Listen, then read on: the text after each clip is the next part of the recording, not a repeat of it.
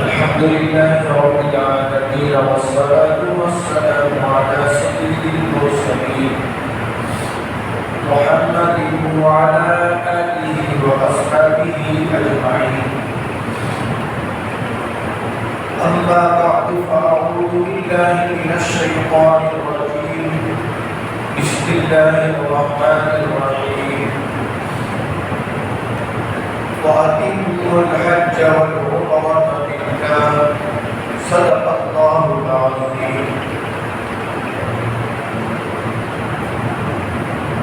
قال رسول الله صلى الله عليه وسلم: من حج لله ولم يرفث ولم يفسق رجع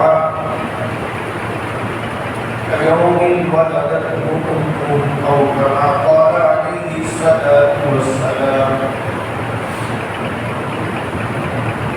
بزرگان محترم، عزیز دوستو، اللہ تبارک و تعالیٰ نے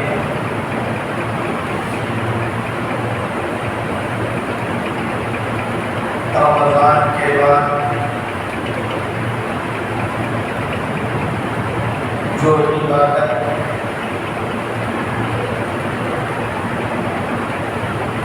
فرض فرمائی وہ بیت اللہ کا حج کرنا ہے.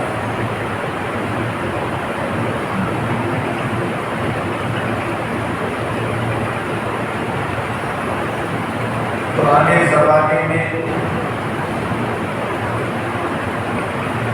آج کی طرح سہولتیں نہیں تھیں. لوگ دور دراز سے اونٹوں پر، گھوڑوں پر، گدھوں پر، خچروں پر سوار ہو کر بیت اللہ کے حج کے لیے آیا کرتے. بیت اللہ تک پہنچنے میں مہینوں لگ جاتے.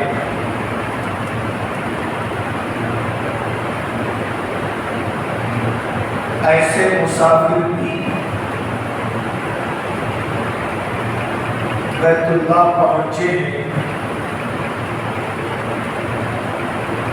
جو سالوں سفر کر کے کعبے تک پہنچے.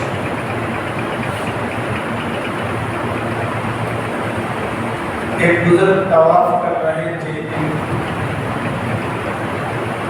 طواف سے فارغ ہونے کے بعد ایک حاجی سے ان کی ملاقات ہوتی ہے.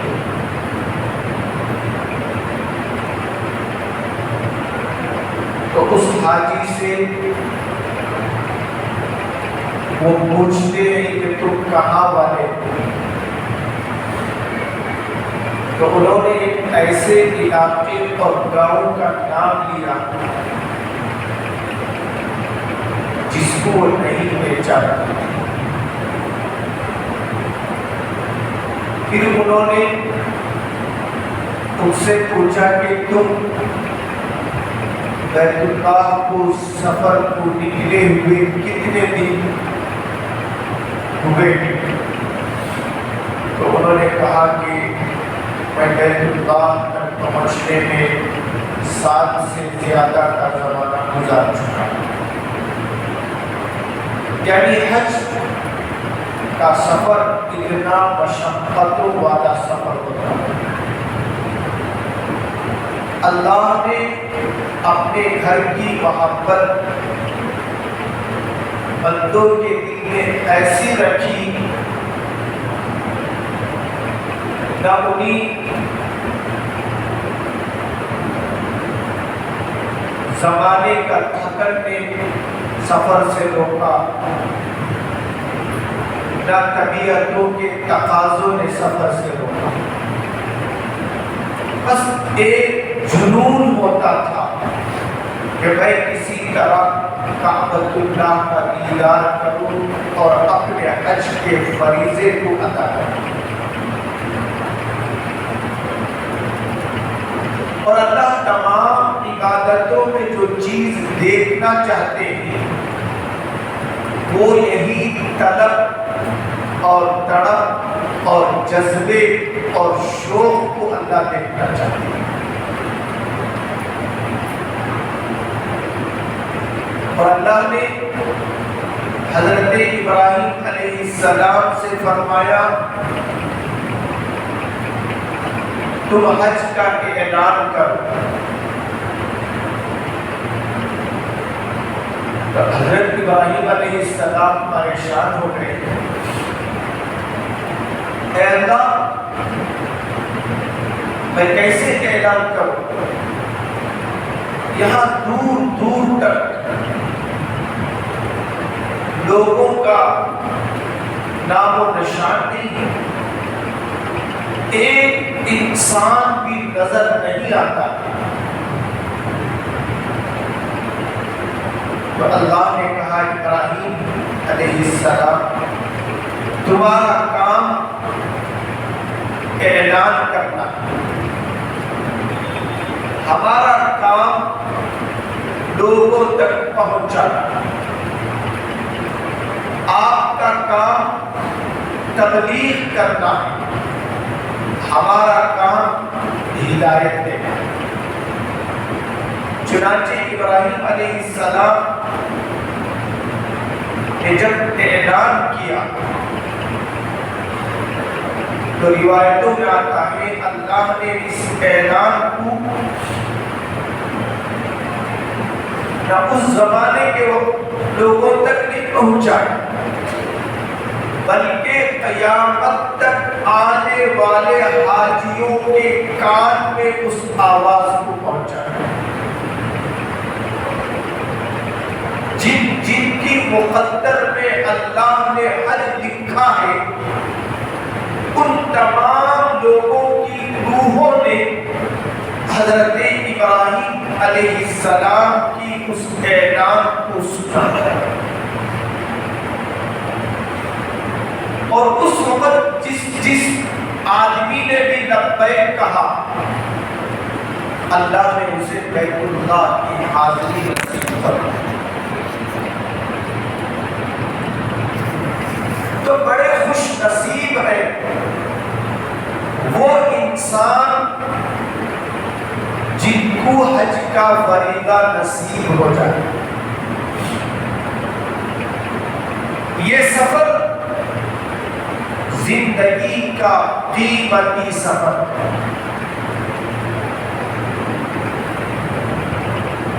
اس لیے کہ اللہ تعالیٰ اپنے گھر بلا کر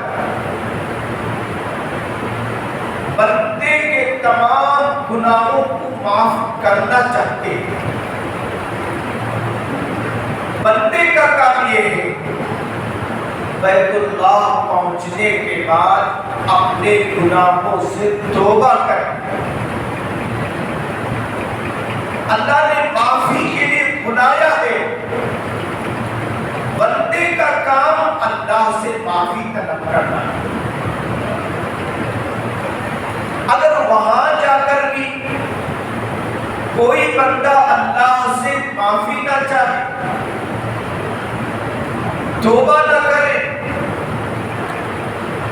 تو کتنی بڑی بدبختی بدنصیبی۔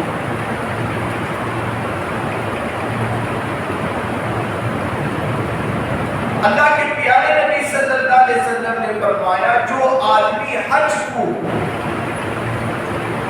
اخلاص کے ساتھ اللہ کو راضی کرنے کے لیے کرے گا اللہ اس کے تمام گناہوں کو معاف فرمائے۔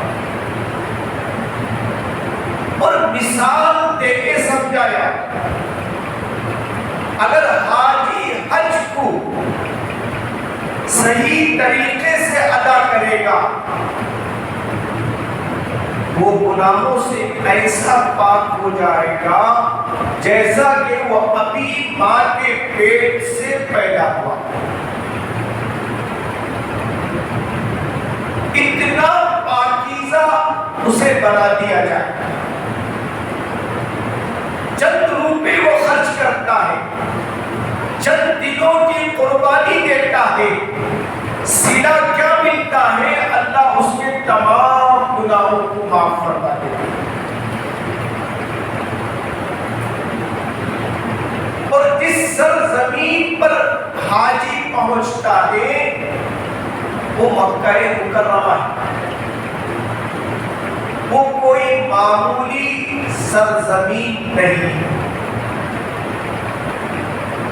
اللہ نے تمام شہروں میں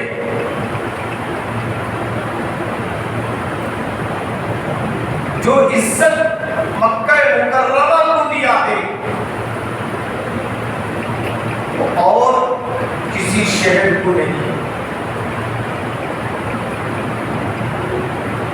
فرمایا جنت کے تمام دروازے اللہ نے کعبے کی طرف کھولے رکھے. کعبے کا مقام اتنا اونچا مقام ہے. اور فرمایا جو مکے کی زمین پر انتقال کر جائے, اللہ کے نبی صلی اللہ علیہ وسلم نے فرمایا کل قیامت کے دن میں وہاں مرنے والے کی سفارش کروں.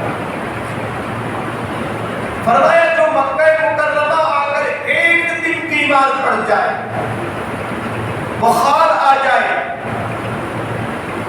اللہ اس کے گناہوں کا کفارہ اس بیماری کو بنا دے. یہاں تک علماء نے لکھا ہے اگر کوئی آدمی مکہ مکرمہ میں انتقال کرتا ہے, اگر وہ حالت احرام میں ہوتا ہے تو کل قیامت کے دن جب اٹھے گا تو اس کی زبان پر لبیک لبیک کی تسبیح ہوگی. لوگ اس تسبیح کو دیکھ کر سمجھ جائیں گے اس کا انتقال حالت احرام میں ہوا.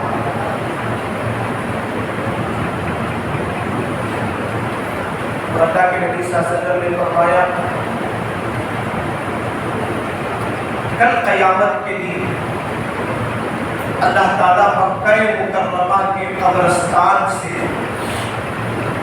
70,000 شہداء کو اٹھائے گا. مکے کے قبرستان سے ہر شہید کا چہرہ نورانی ہوگا, چمکتا ہوگا. ایک ہے چہرے کو چمکانا, ایک ہے چہروں کا چمکنا. چمکانے میں اور چمکنے میں بہت فرق ہے. کبھی کبھی بندہ بہت چمکائے تو اور زیادہ وہ بدصورت ہو جاتا ہے. خود لوگ پوچھتے ہیں کیا بات, ایسا پاؤڈر گھس گیا, ایسا فیرن ڈوری لگا دیا. ان کو معلوم یہ کالی دیوار پر اجلا رنگ چڑھایا ہوا. بعض چہرے ایسے ہوتے ہیں خود چمکنے لگتے ہیں. فرمایا یہ شہداء ایسے ہوں گے جب یہ قبروں سے اٹھیں گے تو ان کے چہرے کیسے ہوں گے؟ اللہ کے نبی صلی اللہ علیہ وسلم نے مثال سے سمجھایا 14ویں رات کے چاند سے بھی زیادہ ان کے چہرے چمکتے ہیں. اور اللہ ان 70,000 شہیدوں کو بغیر حساب کتاب کے جنت میں داخل کرتے ہیں. کتنی بڑی خوش نصیبی. ان کے لیے حساب معاف ہے. حساب کے لیے انہیں کھڑے ہونا نہیں پڑے گا. یہ تکلیف انہیں نہیں دی جائے گی. بغیر حساب کتاب کے جنت میں داخل ہو جائے گا. پھر فرمایا اللہ کے نبی صلی اللہ علیہ وسلم نے اللہ تعالیٰ ان شہیدوں میں سے ان 70,000 شہیدوں کو اللہ قیامت کے دن یہ رتبہ عطا فرمائیں گے کہ تم میں سے ہر ایک شہید 70,000 70,000 آدمیوں کی سفارش کرے، ان تمام 70,000 کو بغیر حساب کے جنت میں داخل کیا جائے۔ یہ کس کا مقام ہے؟ جو مکہ مکرمہ کے قبرستان میں جو شہداء سوئے ہوئے ہیں، اللہ نے ان کا مقام بتایا۔ ایک ایک شہید اپنے ساتھ 70,000 گنہگاروں کو اللہ کے پاس بخشا کر جنت میں لے جائے۔ مکے کی زمین معمولی زمین نہیں ہے۔ جس طرح میں نے جمعے میں گزشتہ بتایا تھا، ایک ایک نیکی کا وہاں اجر ہے، وہاں معمولی گناہ پر بڑے گناہ بھی ہو جاتے ہیں۔ اسی لیے حضرت عمر کے بارے میں آتا ہے رضی اللہ عنہ، جیسا ہی حج کا فریضہ ادا ہو جاتا، حضرت عمر اپنے ہاتھ میں ایک گھوڑا لیتے اور حاجیوں سے کہتے، چلو اب تم نے بیت اللہ کا حج ادا کر لیا، اپنا فریضہ پورا کر لیا، اب تم اپنے اپنے گھروں کی طرف چلو، اپنے بیوی بچوں کا حق ادا کرو۔ علماء فرماتے ہیں اس کی وجہ یہ تھی، کہیں زیادہ دن یہاں لے کر تم حرم کی بے حرمتی کا نہ کرنے لگ جاؤ۔ اسی لیے فرماتے ہیں جب تم کعبۃ اللہ کے پاس پہنچو تو حجر اسود کو بوسہ دینا سنت ہے، بعض علماء نے لکھا ہے مستحب ہے۔ اگر تمہیں حجر اسود کو بوسہ دینے کا موقع نہیں ملا، وہاں لوگوں کی بھیڑ لگی ہے، تو اس وقت بوسہ دینا سنت نہیں ہے، اس وقت دور سے استلام کرنا، یعنی اپنے ہاتھ کی انگلیوں کو حجر اسود کی طرف کر کے بوسہ دے لینا، یہ بھی گویا حجر اسود کو بوسہ دینے کی طرح ثواب رکھتا۔ لوگوں کو تکلیف دے کر حجر اسود کو بوسہ دیں گے تو یہ ثواب سے زیادہ گناہ ہوگا۔ کیوں؟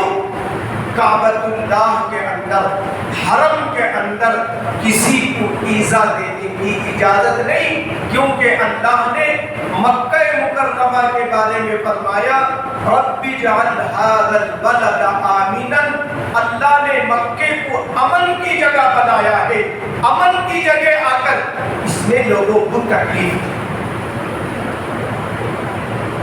اسی لیے حج کے دنوں میں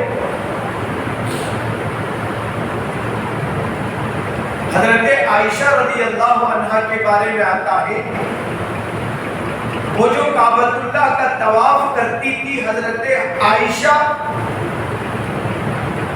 مردوں کے مجمع سے ہٹ کر آخری صف میں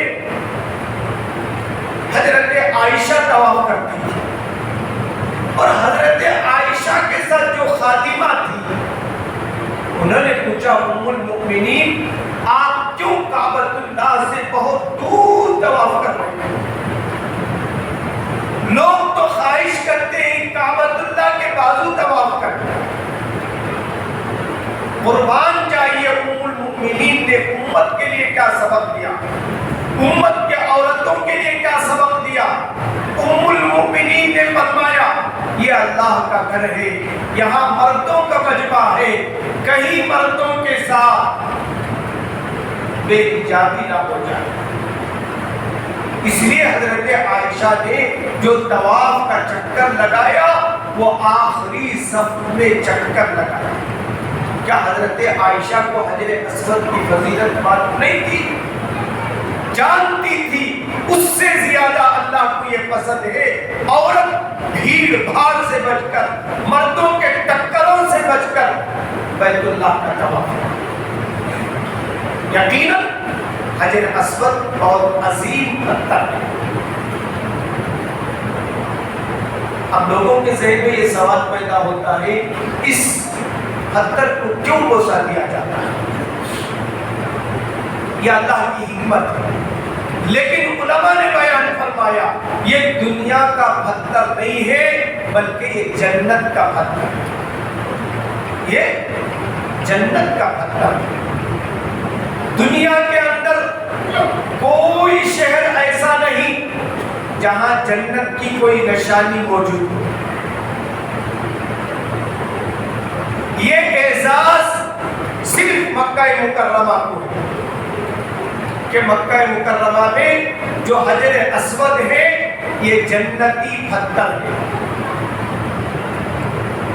اور اللہ کے نبی صلی اللہ علیہ وسلم نے فرمایا دنیا میں جنت کی کوئی چیز باقی نہیں ہے سوائے حجر اسود۔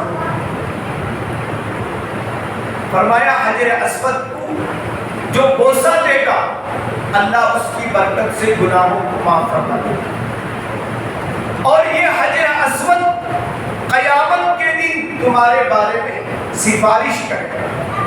حدیث میں آتا ہے اللہ اسے زبان دیں گے، ہونٹ عطا فرمائیں گے۔